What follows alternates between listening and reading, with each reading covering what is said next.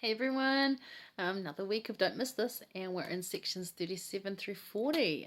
Some really good stuff in here, mostly around moving to Ohio and how it is to leave a place and the difference between your commitments. Some really interesting things in here. Sort of really good post-conference. Sort of sit down and see where you feel and where you're sitting. So it's a good week to do this. Okay, so. I wanted to start off, we're going to go into section 37, verse 1. But before I do that, I just want to point out some history facts about Ohio. So the commandment to go to the Ohio, because remember the Lord says go to the Ohio, which sounds funny to us, but it is the Ohio. It is a place. It's just not how we use colloquial terms, but it's a totally legit sentence. But that was given in December 1830, and the Lord knew what was to unfold in Ohio. He would reveal to the saints his law and endow them with power from on high when the Kirtland Temple became operational. Now, this was the first temple. This is before Nauvoo. This is the Kirtland Temple. Hoyt Brewster Jr. outlines the developments that were to take place in Ohio. So this is from his book. Anyway. So within her borders, Ohio was to give birth to the fundamental organization that exists within the church today. The first presidency of the church was established in Ohio. The first presidency was established, as well as the quorum of the 12 apostles, the first quorum of the 70, and the first stake of the church, all established in Ohio, with its attendant high council. Pretty cool, right? Because there's still not a lot of members at this point. We're maybe numbering a couple of hundred at this point, so keep that in mind. Between 1831 and April 1836, 64 of the revelations recorded in the Doctrine and Covenants were received in Ohio. Good place to be, right? Makes you think, oh, I want to go visit Ohio now. Not even entirely sure even on the map where it is. It's a good thing to go look up, right? The towns of Kirtland, Thompson, Hiram, Orange, and Amherst were the host grounds for the revelatory information received. So that's just a little bit of a boring history background on Ohio, although interesting, little state, big things, right? So anyway, we're going to go to verse 1 of 37 because the Lord commands them to gather. And that's going to be our word this week, gather and gathering. Verse 1 of section 37 reads, Behold, I say unto you that it is not expedient to me that you should translate any more until you shall go to the Ohio, and this because of the enemy and for your sakes.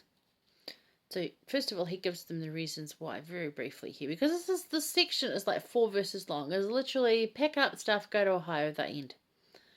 And they're all kind of left wondering, and we'll get into that in the next one, sort of like, what? What'd you say? Why are we going? Like when you're in church and you're sort of half asleep and suddenly everyone's interested in something and you've missed it completely and you're like, what was it?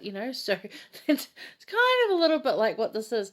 But he said, because the enemy, I don't want you to translate it anymore because the enemy's strong and I want to save you guys. You need to go to Ohio. It's going to be way better for you. So, yeah. It's all good. We're going to cover verse 4 in a bit, so we're going to do a little more on section 37, even though it is only the 4 little verses. But gather. So gather to Ohio. Why? Well, the enemy's coming at you. So you need to move. Okay. Joseph and Emma and a few of the saints aren't, unfamiliar with this. But, leaving something, someone, or somewhere, it isn't easy. Like, if you're ready to leave and you want to leave, that's easy. If you're not, you're quite happy where you are, like you just got there, or you got your farm, or you got your people, you don't want to go. It's hard. But gathering is to build strength, to enhance security, increase protection, share knowledge and wisdom. So there's a lot of purposes for them to go. But it's not easy. And some will fail. Some will start off and then turn back. And this happened in this case too. And it happens today when we've got something. We might not actually have to go to a place, but we might need to commit to doing something. And we'll all start out strong and then it just tapers off and people fade away. Now, there's no judgment in this. It's just simply observation. And it's a reminder to us to be strong before we set out. Like prepare and be strong before we gather. Even when you're having a family dinner, isn't it better if you're prepared? Right? Okay, so being focused on the Lord and His work for you will keep you strong.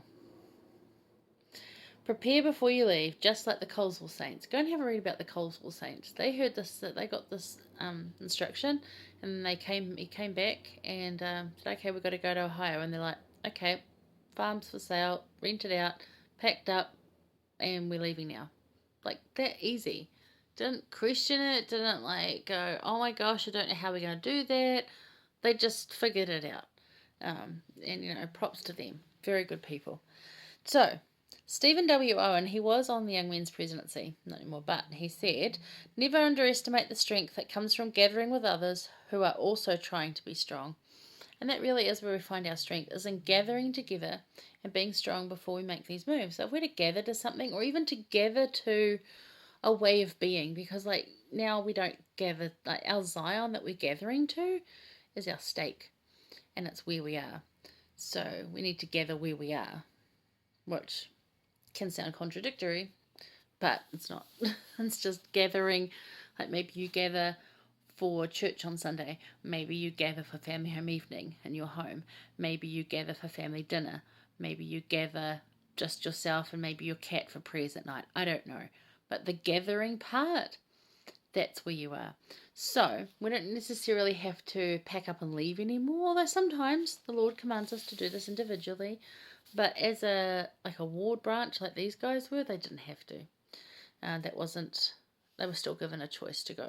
And it's hard. Some of them just didn't want to, didn't feel right. So it's just a good reminder that we need to be prepared to make these commitments that the Lord asks of us, to be strong, so that before they come, we're ready.